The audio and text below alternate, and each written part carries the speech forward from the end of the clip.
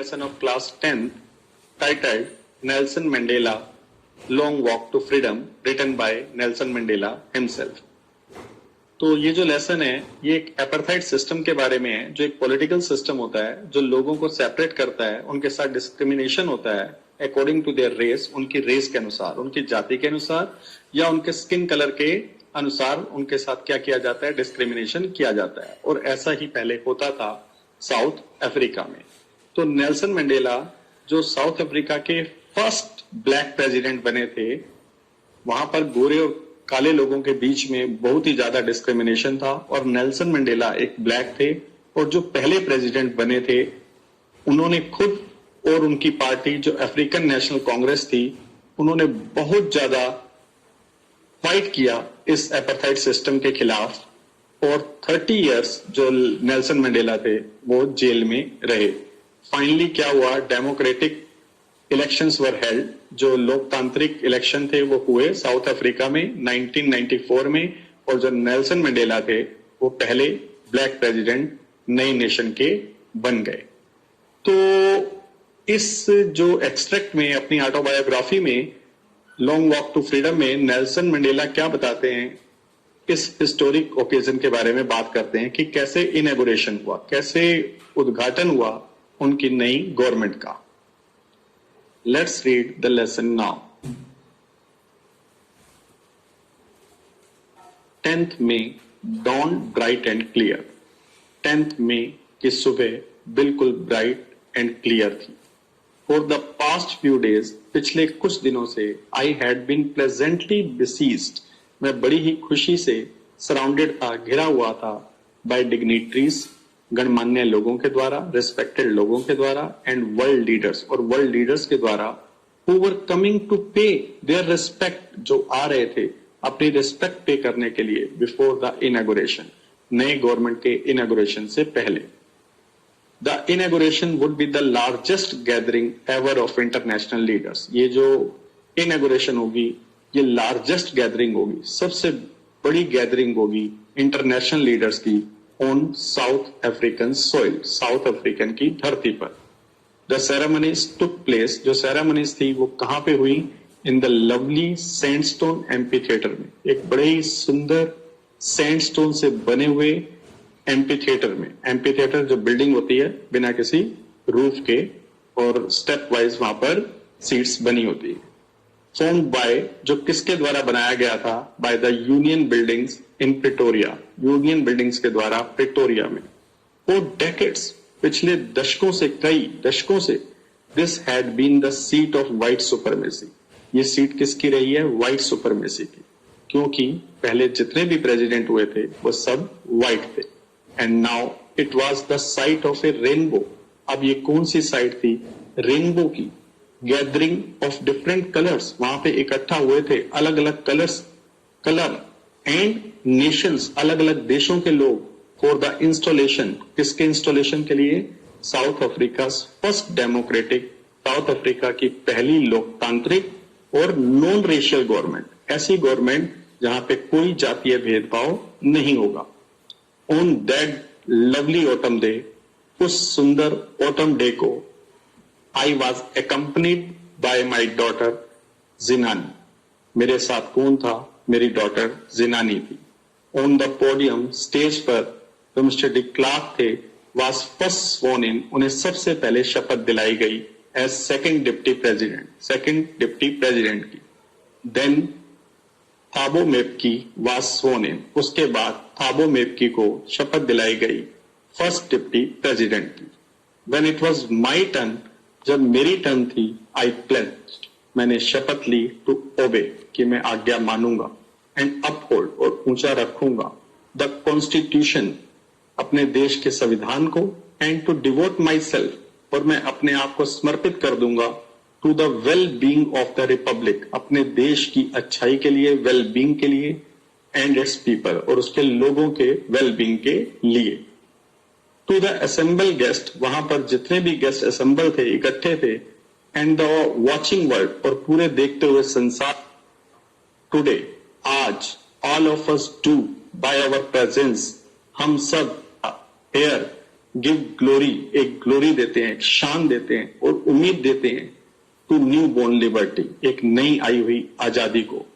Out of the experience of an extra ordinary human disaster, किस experience से बाहर?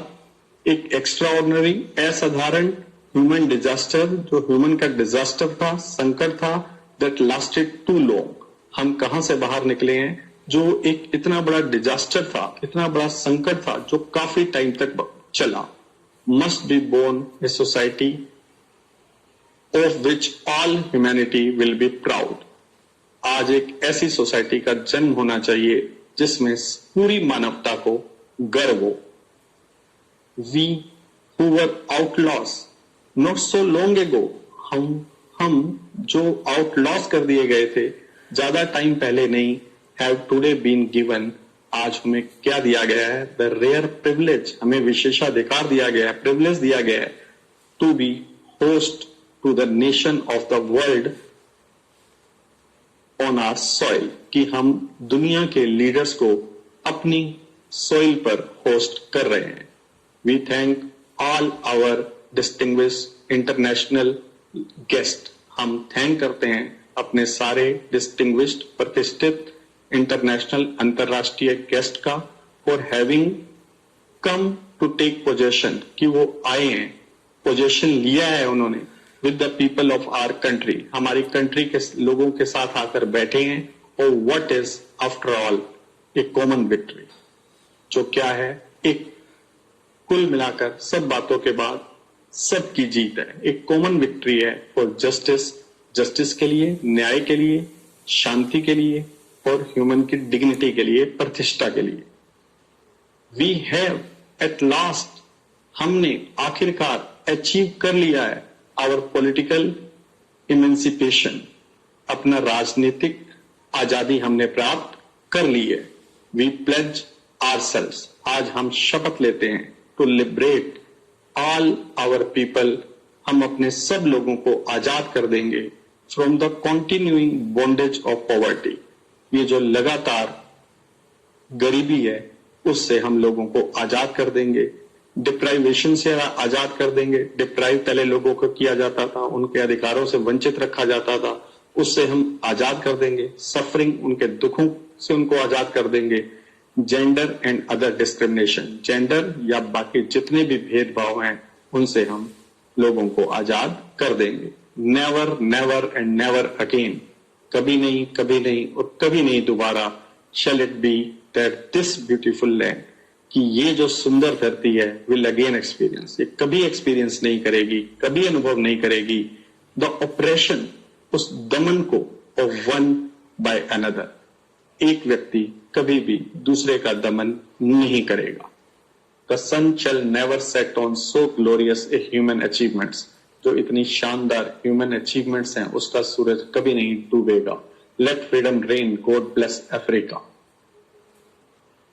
A few moments later, थोड़े time बाद, we all lifted our eyes, हमने सब ने अपनी आंखें ऊपर की तरफ उठाई, in awe, स्तब्ध होकर, हैरान होकर, as a spectacular array, क्योंकि एक बड़ा ही इंप्रेसिव डिस्प्ले हमने देखा साउथ अफ्रीकन जेट्स का, हेलीकॉप्टर्स का एंड ट्रूप कैरियर्स का, रोड एंड जिनकी आवाजें आ रही थी दहाड़ने की, इन परफेक्ट फॉर्मेशन में, over the union buildings, union building के ऊपर से ये सब पास हो रहे थे।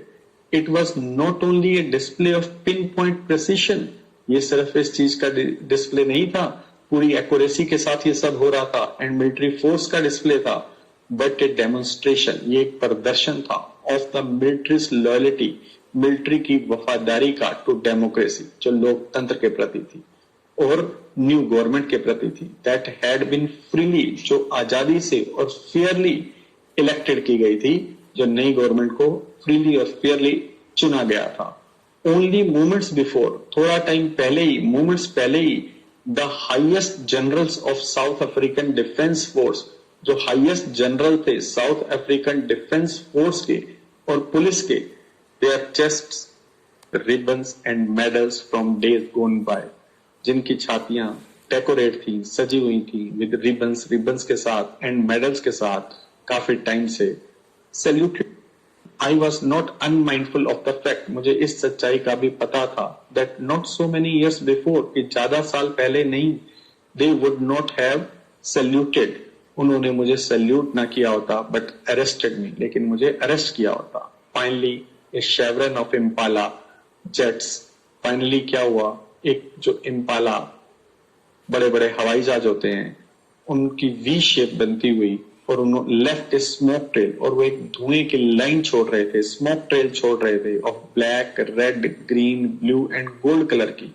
ये सब कलर किसके थे? न्यू साउथ अफ्रीकन फ्लैग के थे।